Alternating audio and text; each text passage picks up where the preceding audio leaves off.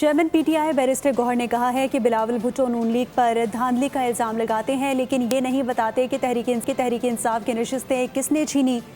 یہ بات ریکارڈ پر لانا ضروری ہے کہ کراچی میں ہماری 19 نشستیں کس نے چھینی۔ باور کرایا کہ کبھی مذاکرات سے انکار نہیں کیا لیکن حکومت سنجیدہ نہیں۔ حکومت اسکول کے بچوں کی طرح بلاتی ہے، اپنا کام نکال کر کہتی ہے ٹھیک ہے واپس گھر جاؤ۔ مذاکرات اچھی بات ہے اور ڈائلاگ ہونے چاہیے، ڈائلاگ سے ہی سارے مسائل حل ہوتے ہیں، سیاسی مسائل کا سیاسی حل دیں۔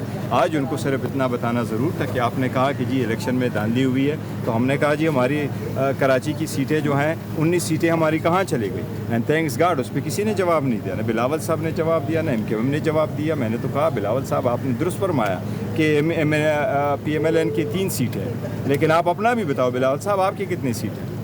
تو بلاول صاحب ہنس پڑے، کریے کہ ہماری سیٹ ہے الیکشن کی، جب آپ فیئر ٹرانسپیرنٹ کریں گے، ووٹ کو بنیاد ہوتا ہے ایمان کا، ایمان مضبوط ہوگا تو وہ صحیح نمائندے ہوں گے، نمائندے بات کریں گے عوام کو ریلیف دینے کے لیے۔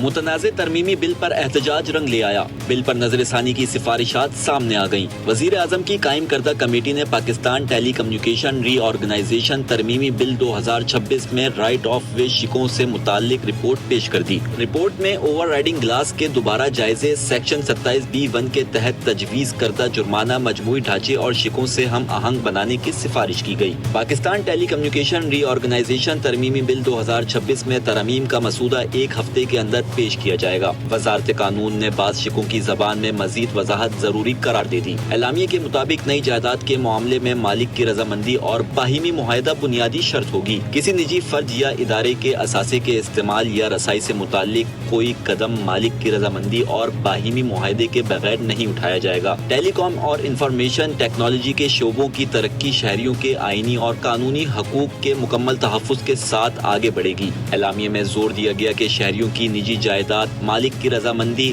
حق اعتراض، معاوضے کے اصولوں پر کوئی سمجھوتہ نہیں ہوگا۔ اصلاحات کا مقصد عوام کو تیز انٹرنیٹ سہولت فراہم کرنا ہے، کسی شہری کے حق ملکیت کو متاثر کرنا نہیں۔ کمیٹی کے مطابق زمین کے اوپر اور زیر زمین ٹیلی کام ڈھانچے، رائٹ آف وے اور متعلقہ آلات کے معاملات میں واضح فرق رکھا جائے گا۔ کسی عوامی ادارے، رہائشی منصوبے، کوآپریٹو ہاؤسنگ سوسائٹی کے درمیان تنازع پیدا ہوتا ہے تو معاملہ متعلقہ حکومت کو بھیجا جائے گا۔ کمیٹی نے یہ بھی سفارش کی کہ متعلقہ حکومت کے فیصلے سے متاثرہ شخص کو ٹیلی کمیونیکیشن پیلیٹ ٹریبیونل سے رجوع کرنے کا حق ہوگا۔